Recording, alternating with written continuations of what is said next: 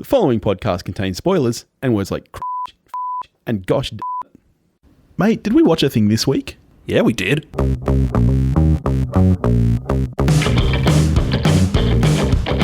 Hello, welcome to We Watched a Thing, where we watched a thing at the movies.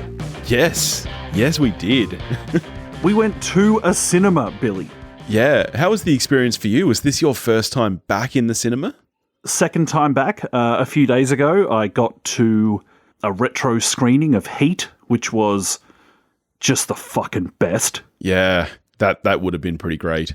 Yeah, it was nice being back in the cinema. My wife and I did this one in gold class. So, you know, we got some drinks, got some chicken tendies going. It was a good night. It was a good night. Yeah, nice one. It does feel good to be back. I'm just a shout out to all of our friends all around the world where you still can't get to the movies.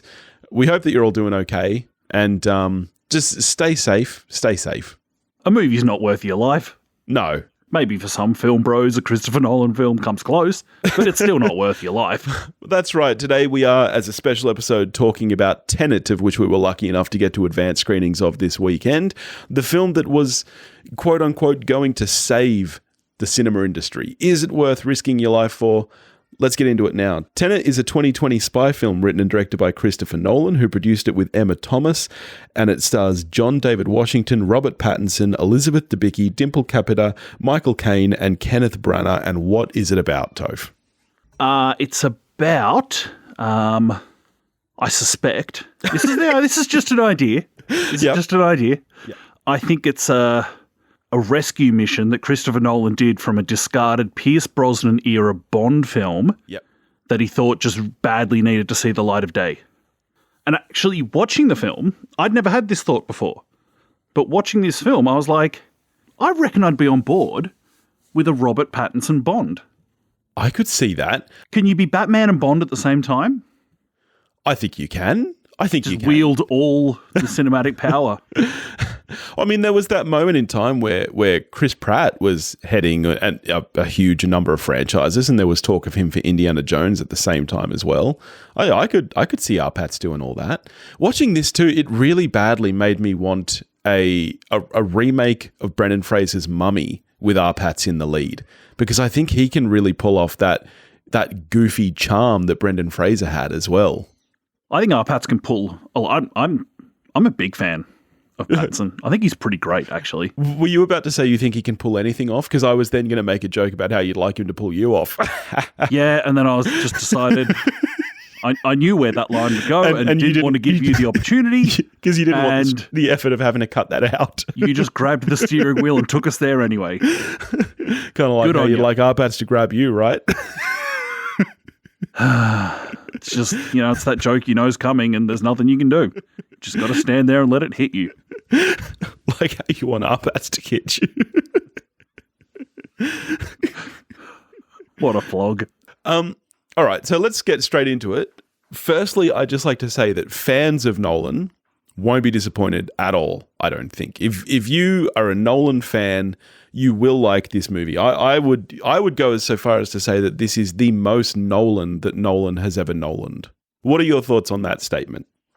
To a degree, I certainly agree. And I think you're talking about Nolan fans that have a certain fervor for the filmmaker that I don't have. I really like Chris Nolan films. Yeah. I think he is an exceptionally gifted filmmaker. I don't drink from the Nolan fountain of Kool-Aid, though, as, quite frankly, a lot of people do. I'm right there with you. I have enjoyed many of Nolan's work. I have also found some of them to be flawed and not necessarily to my taste. And I think that's kind of where I sit with this. And when I say it's the most Nolan ever, I think it is him at his best and at his worst. It's what he does really, really well is highlighted here. And I think his flaws are a little bit overly highlighted in this film as well, for me at least. Yeah, like one sweeping generalization you could make about Nolan films is that the guy does spectacle incredibly well. Yeah. He's not the most gifted at making you care about people. And I think that absolutely rings true for this film.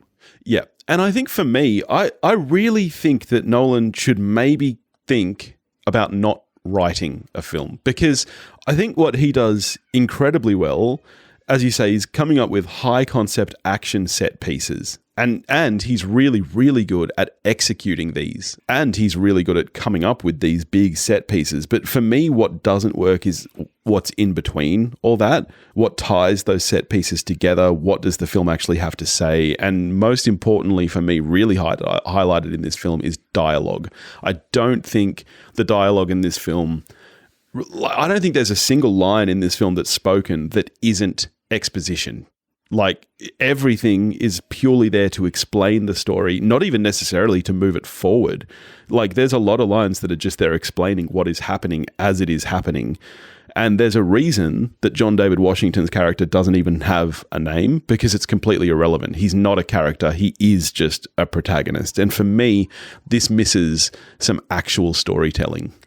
Yeah, and it's like I largely agree with that. And it's I find it strange that for a guy who, in his last film, like, so much of that is just this mad flex of, I don't even need dialogue. Watch me just tell a story with the camera. Yeah. Like, the guy can do it and do it. Like, I think Dunkirk is a borderline masterpiece. I think it is a phenomenal piece of work. And so, like, that's his last film.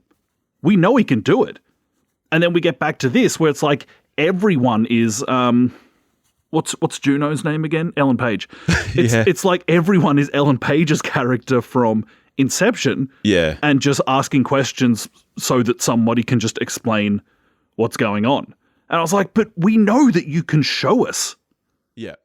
And I swear, like, there's times where I'm just like, wow, because like, really talented cast.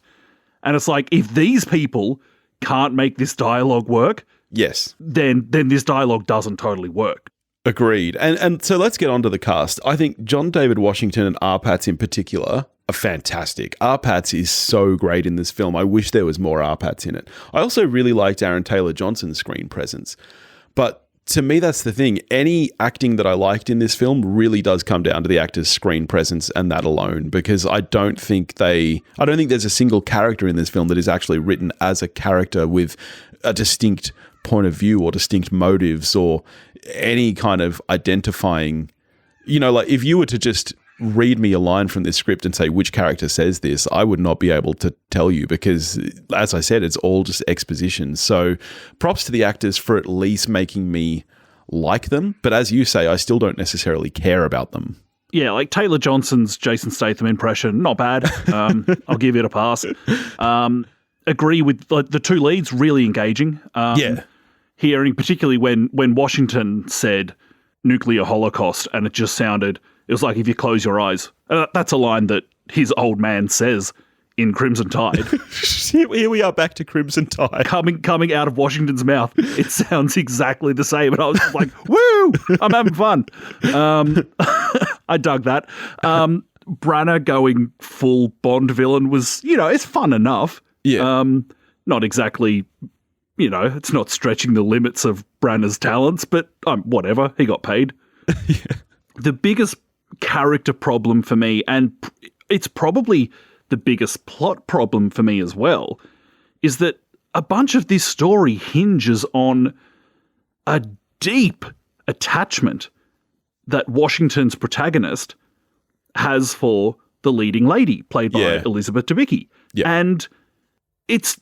I don't know at what point I was supposed to buy that in the 5 minutes he's known this woman, that a guy who was willing to just bite down on a cyanide pill to end his own life to save a mission was then not willing to let someone else die to avoid, as it's been put to him, World War III.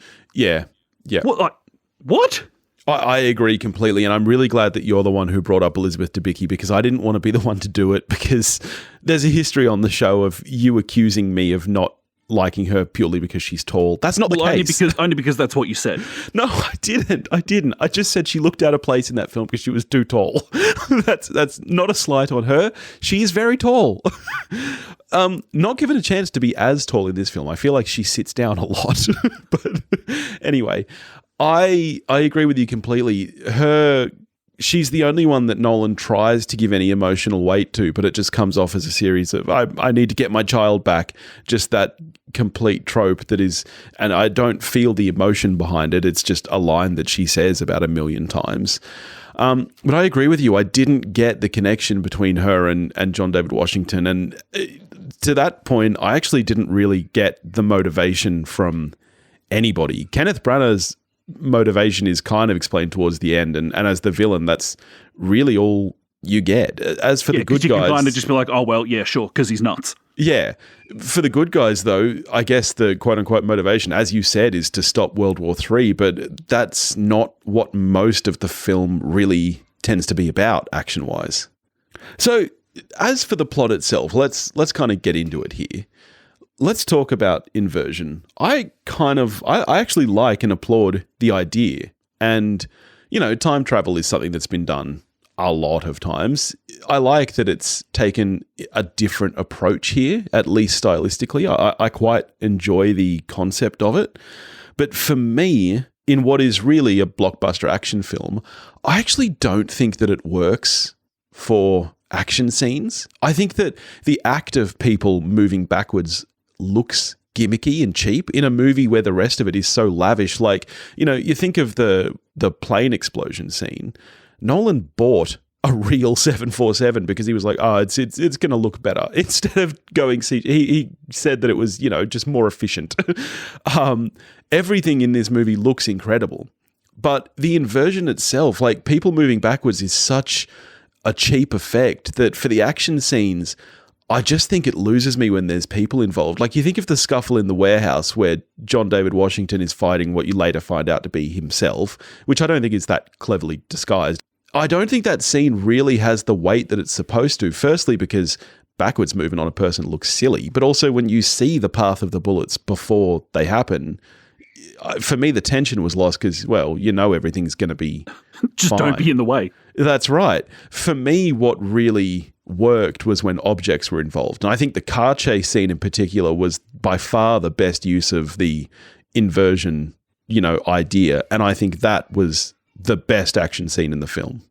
Yeah, I agree with you that it largely works better with objects than people. Although I like the warehouse fight. Right. Okay. That's actually the one scene where I thought it worked best. Interesting. James Bond versus Coldplay film clip. That one I thought worked pretty well. But in general, a bunch of the time, it kind of, because it draws attention to itself, that winds up being what I'm looking at. Yeah, I agree. Not, okay, what's actually playing out here? So when it's little things, when it's just him early on playing with a bullet and getting over very quickly the fact that this can happen in the world, deals with it like a champ. Just like, okay, what's next? That stuff, I think that works. That's cool. Yeah. And I'm into it. As it goes up in scale, and as it affects humans, it becomes less and less effective for me. Yeah, no, I agree. Yep. But with the action, God bless Nolan for just being like, I'm going to crash a fucking plane. This is good because you're watching that scene and you can tell. Yeah. You can tell that's a real plane. You can. Yeah. Of course it adds to the stakes and the quality of that sequence. Yeah. So the look of the film itself, we're back to Hoyt van Hoytema again, who has collaborated with Nolan a bunch of times. The look of the film itself is great. I think that this is shot really, really nicely, as you would expect for a film with this budget, with this cinematographer, with this director. I think it looks absolutely beautiful. I think the visual effects, there are, as you say, there's some great practical shots here, like the plane. There's a bunch of VFX in here as well, done by Dean Egg, and that all ties together really well as well. As I said, I don't personally like the look of particularly people moving backwards. And I find that the big climactic action sequence, the kind of war scene, for me just ended up looking really cheap because I don't know, there's something about reversed footage that just has that look where it's like, okay, sure, I might not be able to shoot a landmine going off, but anybody can reverse a shot. It's not. Do you know what I mean? It's not like it's a tricky look to pull off, so it does end up coming off a little bit kind of college filmy. There's a couple of things about the climactic fight for me. One is that there's just so much going on in two different directions that personally, like, and if you could completely follow it, good for you. Like, you're doing better than me. On my one viewing of it, like, I can't take in everything that's going on and keep track of who's meant to be doing what with people moving in different directions through the fucking continuum. So already I'm like, pretty early on in that, I gave up on trying to track exactly what's happening and just went, all right, I'm just going to watch some action hit the screen, kind of as I would like in a Marvel movie. Absolutely. Just like, all right, hopefully this is fun, rather than like I wasn't gripped. No, absolutely not. I was bored, to be honest. And then the other thing is that like you touched on it, the quality of the image in this film, and this is absolutely no surprise, is sensational. There's no way, like these two, Nolan and Hoyter, don't come together and make a crappy image. It's just not going to happen.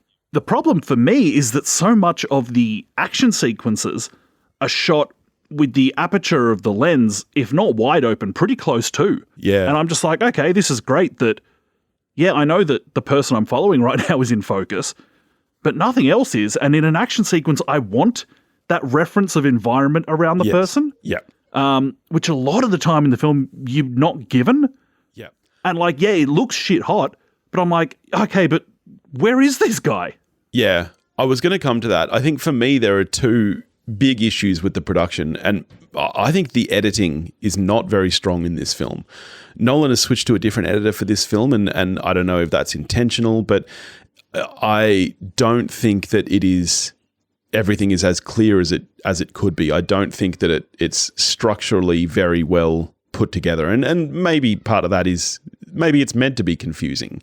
I think the thing for me, the film itself is really, for the most part, rather straightforward. I didn't find myself confused so much as I did. You're right. The one big confusion I had was the final big action scene, where even though we literally have the scene starts with Aaron Taylor-Johnson's character giving a tactical briefing at a whiteboard, explaining everything. And actually, even in that scene, I'd kind of already gone, same. Okay, yeah, I'm not going to bother trying to follow this. Same, because even though we start with that, I had no idea what our characters were doing. Apart from Elizabeth Debicki, I had no idea what our main guys were doing. Why were they where they are? What were they actually even trying to achieve? I had no idea in that scene. I mean, at least her final kind of confrontation scene that intercuts with that scene where it's just her and Branagh. Yeah. That scene, I think, plays out pretty well. Yeah. Unfortunately, I don't care enough. No, absolutely. Yep, I agree with you. But that one's really clear. We know that other her is off that way. She'll be coming back. The way that she dumps him off like pre-greases the floor and everything is actually really cool. Yeah.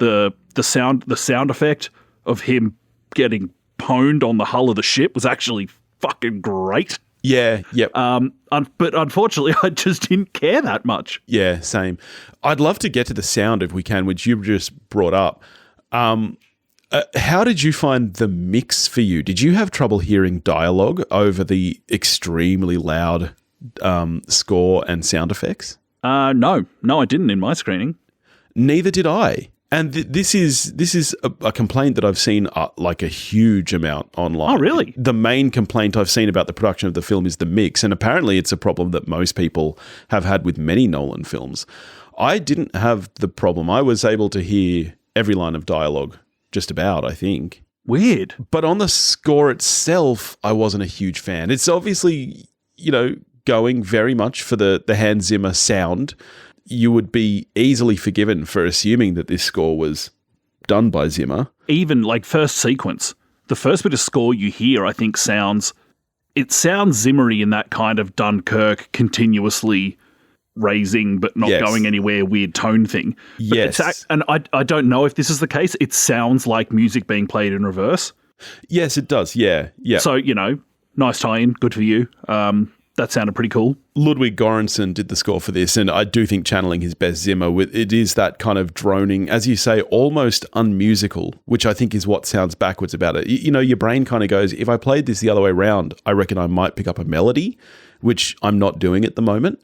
And I think, as you say, it's an interesting choice. For me, the problem with it is its continuity. I can't think of a single scene in this film that doesn't have score underneath it, which can work really well. For this, by the end, because it is so unmusical, I really found myself kind of just wanting to claw my ears out because I don't think a lot of it actually fits the action so much. And there are times where it works really well. There are times where the only tension I'm feeling is because of the score, and it is adding that kind of drive. But I think overall for me, I wasn't a huge fan of the score in this film. Like that the film mentions the city of Trondheim. Went to Trondheim a couple of years ago. Delightful place. Love to go back. Yeah. Well, that's good. Love the setting, like location-wise. Love the settings for the whole film. Oh yeah, it's great, and it really was shot all over the world too. Like, and you can feel that. I think this feels like an international spy film, and I think that to me is where it's at its strongest. I really, not only could I see Arpats, giving Bond a turn, I could see Nolan directing a Bond film really, really well. Because the parts that are just kind of spy thriller in this film really, really work for me. What doesn't work is when it gets really kind of convoluted into this sci-fi mess, which a lot of the time doesn't play by its own rules, that's where I kind of get a bit over it. But I think the spy thriller stuff is really actually very well directed and has a good sense of fun to it, I think. Pattinson's in almost the... that you couldn't substitute one for the other, but it is kind of the Tom Hardy in Inception kind of role, which to this day remains my favourite Tom Hardy role. I absolutely adore him in Inception. Yeah, I really do think Pattinson is a delight in this film, right up until like his last scene where I'm just like, whatever. But that's kind of just, again, the film, as soon as the film wants me to care about a human, talking peak Nolan here. Yeah. As soon as it wants me to care about a person. Yeah. Nah, not really. Can I ask you about the oxygen masks? Sure. Good concept in that from a production design point of view, it's like, okay, now I know which way through time this guy's going. Part of me's like, thank God they didn't try and over-explain it, because what possible good explanation could there be for it? Yeah. And part of me's like, that's fucking ridiculous. Look, I actually kind of love conceptually this idea that because you are inverted, you're breathing inverted, and that doesn't, I like the idea of that. The problem for me is that the movie doesn't follow its own rules and it's so inconsistent. Can you think of really a single scene where inverted Elizabeth Debicki wears a mask? Okay, that's good. Okay, because she's in, there's times where they're in an entire room where, okay, they're in this room so they don't need the mask. That's fine. So why doesn't she need a mask when she's on the ship at the end? Exactly. She doesn't, and that is a long, long sequence. That takes place over hours. She's not holding her breath that whole time. Absolutely not. She's talking. She's talking for a lot of it. There's a line early on in this film spoken by, there are only 3 females in the film. None of them interact. None of them have any character at all. Weird for a Nolan film. Yes. Science lady at the start. Yes. I believe she actually says to John David Washington, don't think about this too much. And she is as much talking to the audience as she is to him. Because absolutely. This movie, you can't think about it too much. And I know that there are going to be Nolan fans out there who slam me for this and say, no, you just didn't understand it. There's a lot about this movie that just straight up doesn't work if you try a pick at it. And The Masks for me is one of them. On the kind of Bond train, could you see, I mean, it ends a little openly, I guess. Could you see this? Because rumor was this was the beginning of a trilogy for Nolan. Could you see that? I really hope it's not. I hope it's not too, but could you actually see that? Could you see where this might go next? No, same. Because there's always... done, isn't it? Washington's going off to be John Connor. Yeah, But we know. You're absolutely right. We know. Yeah, I really hope we don't get a sequel to this. And I think the thing for me is... maybe in the sequel he actually gets a believable emotional connection to Debicki's character. Yeah, maybe. I need to see my kid. God, she said that so many times, mate. I know. God, poor woman. Because I would sign on to a Nolan film without having read the script. Oh, I mean, why wouldn't you? And then if that happens and you then get it and you're just like, every second line is, I need to see my son. And you're like, really? Yeah.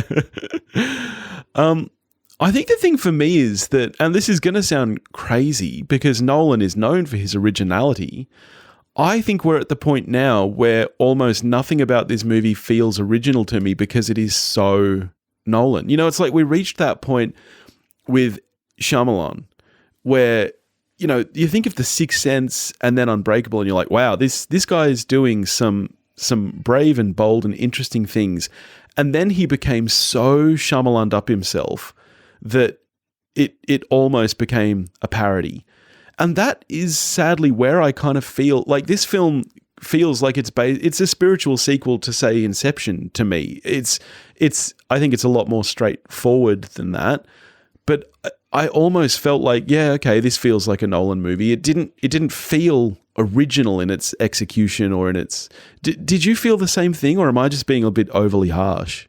You might be being overly harsh. Like, Inception is several films ago, and 10 years ago at this point. Yeah.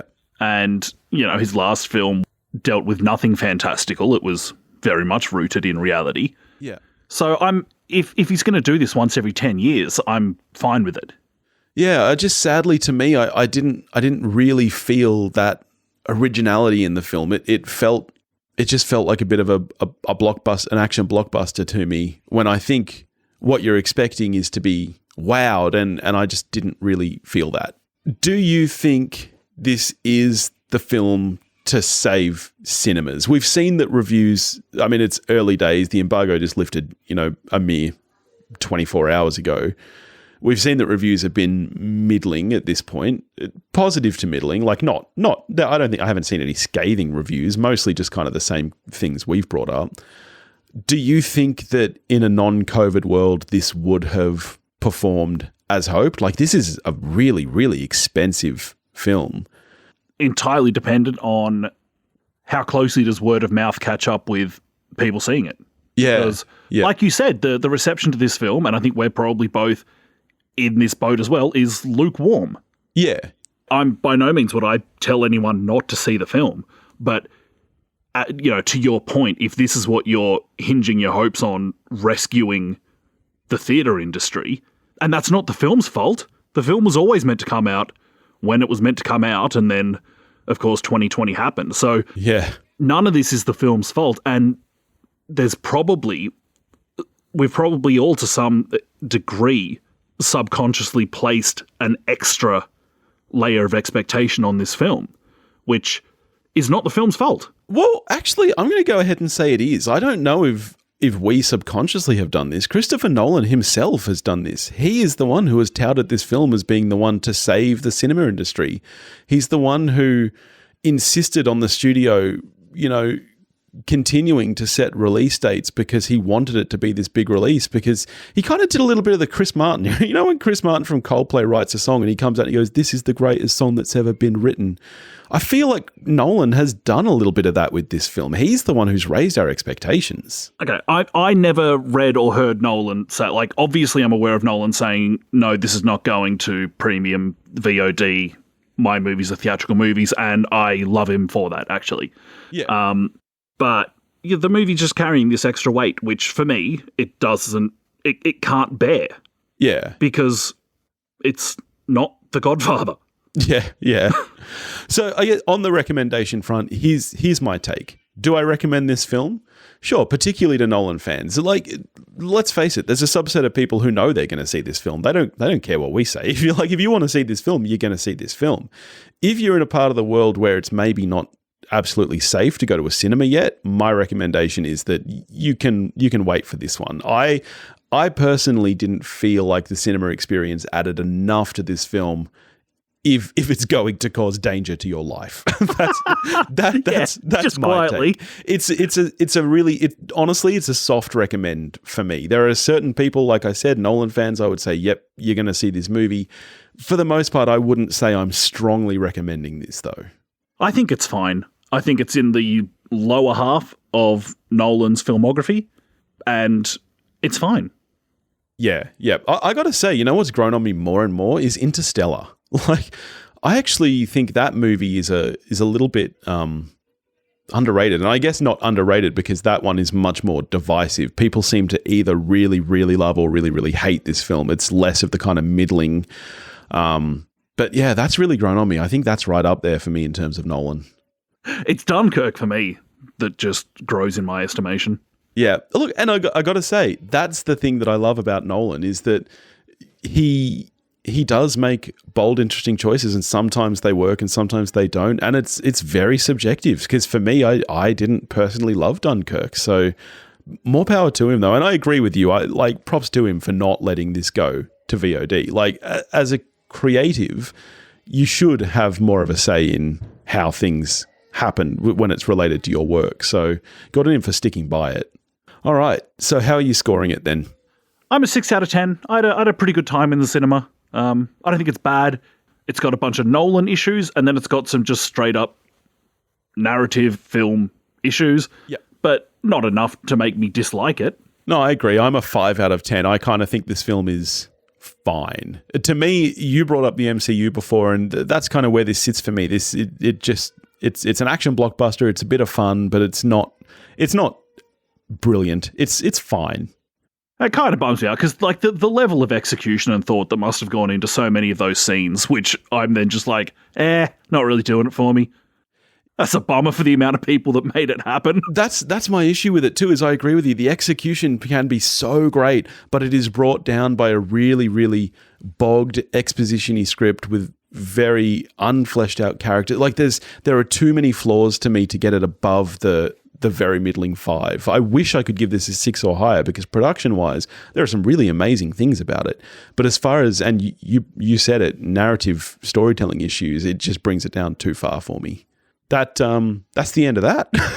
Thank you to all the one-time listeners who are Nolan fans who will never come back. Yes, we apologize. It was good to have you for 1 week.